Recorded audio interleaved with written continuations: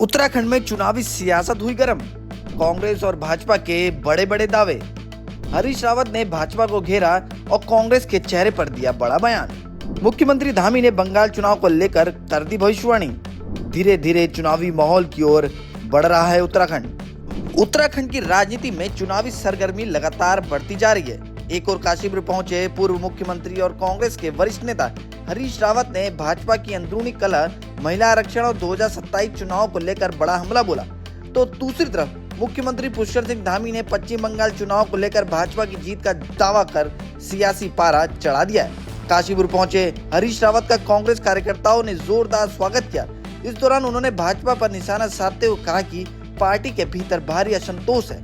कुछ नेताओं को मंत्रिमंडल में जगह मिली, जबकि कई वरिष्ठ चेहरे खुद को उपेक्षित महसूस कर रहे हैं। उन्होंने दावा किया कि भाजपा के कई बड़े नेता कांग्रेस के संपर्क में और राज्य में बदलाव की लहर दिखाई दे रही है। महिला आरक्षण के मुद्दे पर हरीश रावत ने भाजपा सरकार को घेरा। उन्होंने कहा कि महिला आरक्षण पहले से ही संसद में पारित हो चुका है, लेकिन इसे लागू करने में जानबूझकर देरी की जा रही है।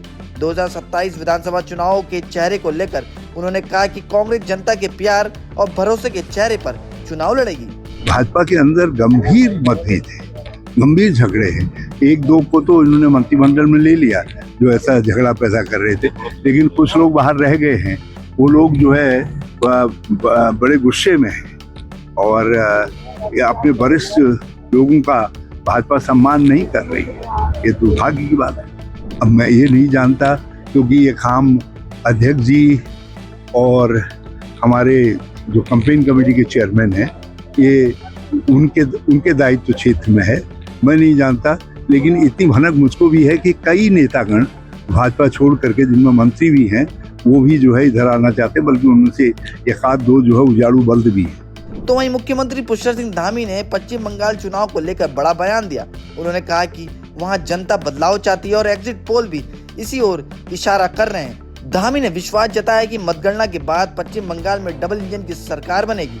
उन्होंने आरोप लगाया कि बंगाल में कानून व्यवस्था कमजोर हुई है, विकास रुका है और युवाओं को रोजगार नहीं मिला है। उत्तराखंड से लेकर बंगाल तक सियासत गर्म है और नेताओं के बयान चुनावी माहौल को और तेज कर रहे हैं। देखिए, जिस प्रकार से बंगाल में जो वहाँ की सरकार के खिलाफ जनाक्रोश था, टीएमसी और टीएमसी सिंडिकेट के खिलाफ लोगों में परिवर्तन की लहर थी, वो एग्जिट पोल में भी आई है। और एग्जिट पोल के बाद जब रियल गणना होगी, उस दिन भी डबल इंजन की वहाँ सरकार बनेगी। और पूरे देश के अंदर मैं पहले ही कह रहा था कि जहाँ भी चुनाव हो रहे हैं, हर राज्य में लोग डबल इंजन की सरकारों को प्राथमिकता दे रहे हैं।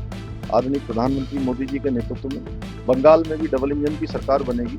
और लंबे समय से जो वहाँ का विकास रुका हुआ है, वहाँ की कानून व्यवस्था खराब हो गई है, वहाँ के नौजवान युवाओं को रोजगार नहीं मिल रहा है, अनेक विकास के कार्य वहाँ रुके पड़े हैं। गरीब कल्याण की योजनाएं जो भारत सरकार के पूरे देश में चल रही हैं, चाहे वो आयुष्मान भारत योजना हो, किसान सम्मान निधि योजना हो, वो सभी योजनाएं बंगाल के लोगों को भी मिलेंगी और बंगाल भी तेज गति से आगे बढ़ेगा।